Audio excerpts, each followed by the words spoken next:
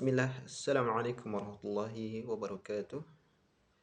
Alhamdulillah, alhamdulillahi rabbil alamin. Wassalatu wassalamu ala asrafil anbiya wal mursalin wa ala alihi wa sahbihi ajma'in wa man tabi'ahum bi ihsanin ila yaumiddin.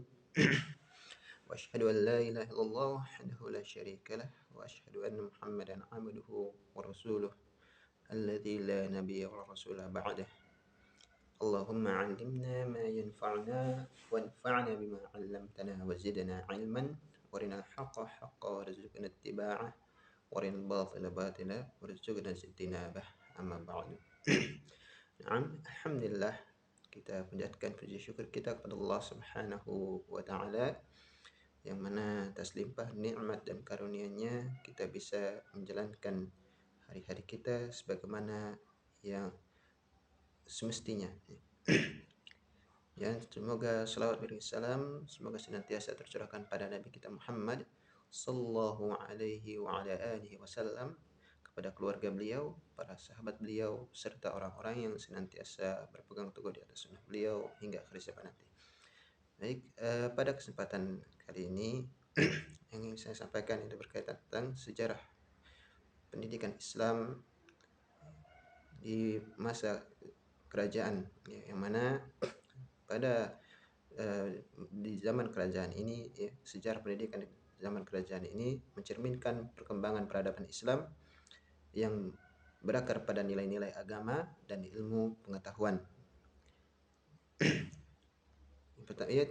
Kita awali pertama yaitu mengenai sejarah pendidikan Islam di periode Islam, di awal Islam, yaitu zaman Nabi Muhammad SAW dan Khulafaur Rasyidin, ya, yang mana kita ketahui bahwasannya pendidikan Islam itu diawali sejak Rasulullah SAW diutus sebagai Nabi dan Rasul, yang mana beliau mengajarkan tentang agama Islam di rumah-rumah ataupun kemudian setelah beliau hijrah baru berpusat di Masjid Nabawi.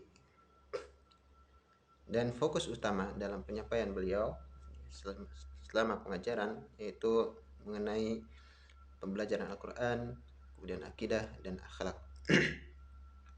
Kemudian di masa dinasti Umayyah itu berkisaran pada tahun 661 Masehi sampai 750 Masehi, di mana pendidikan Islam mulai terorganisasi, ya, dengan penekanan pada bahasa Arab, tafsir Al-Quran dan hadis. Dan kemudian juga yang masjid masih tetap sebagai pusat utama pendidikan di masa tersebut. Dan di masa dinasti Umayyah ini juga lahir ilmuwan muslim yang menciptakan karya-karya awal di bidang ilmu pengetahuan. Kemudian di masa dinasti Abbasiyah, yaitu pada tahun 750 sampai 1258 Masehi. Nah, di masa dinasti Abbasiyah ini mulai ada madrasah yang mulai berkembang sebagai lembaga pendidikan formal. Contohnya yaitu Madrasah Nizamiyah yang berada di Baghdad. Kemudian pendidikan juga tidak hanya berfokus pada ilmu agama saja, namun juga ada ilmu-ilmu umum seperti filsafat, matematika, astronomi, dan kedokteran. Dan juga terjadi penerjemahan besar-besaran di masa dinasti Umayyah ini, yaitu mengenai tentang karya-karya ilmuwan Yunani, ya, Persia dan India diterjemahkan ke dalam bahasa Arab. Kemudian di masa kerajaan Nusantara, di kerajaan Islam Nusantara pada abad ke-13 sampai ke abad 19, yang mana pendidikan Islam di Nusantara ini dimulai sejak masuknya Islam ke Nusantara melalui perdagangan dan dakwah para ulama.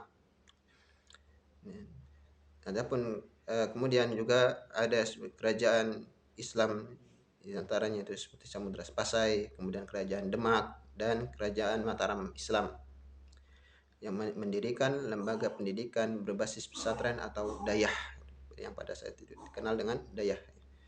Dan juga ada Wali Songo, ya, yang memainkan peran penting dalam menyebarkan Islam melalui pendekatan budaya, seni, dan juga pendidikan.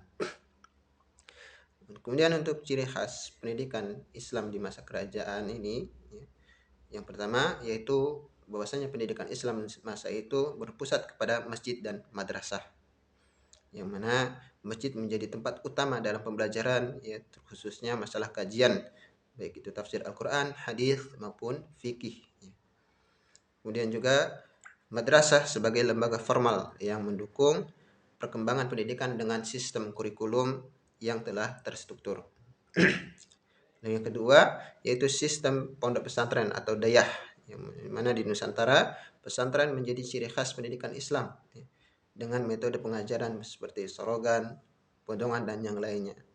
Dan di sini juga di pondok pesantren, ya, itu guru atau kiai itu memiliki otoritas tertinggi, ya, dan memiliki pendidik juga menanamkan nilai-nilai moral berserta akhlaknya.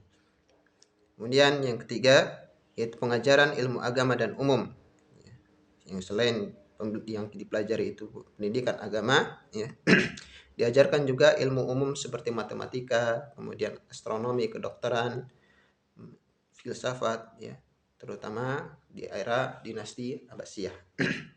Serta ilmuwan, ya, para ilmuwan juga mulai bermunculan di masa itu seperti Al-Farabi, Al-Khawarizmi, dan Ibnu Sina sebagai bukti dari kemajuan di bidang-bidang mereka, ya. Kemudian juga di ciri khasnya yang selanjutnya itu hubungan antara guru dan murid itu sangat kuat, yang mana pendidikan itu bersifat personal dengan hubungan yang erat antara guru yaitu ulama atau kiai dengan muridnya itu santri.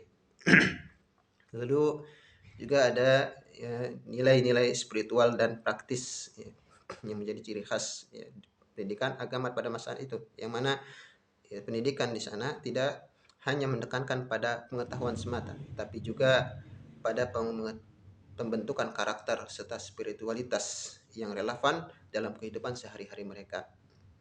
Dan yang keenam yaitu mengintegrasikan budaya lokal, ya, yang khususnya di Nusantara, yaitu pendidikan Islam itu dipadukan dengan budaya lokal, tidak yang seperti menggunakan, ya, seperti menggunakan wayang yang dilakukan atau hal-hal yang lain yang termasuk dari budaya lokal yang dilakukan oleh Wali Songo dalam pengajaran Islamnya. Mungkin itu saja yang bisa saya sampaikan, semoga bermanfaat. Assalamualaikum warahmatullahi wabarakatuh.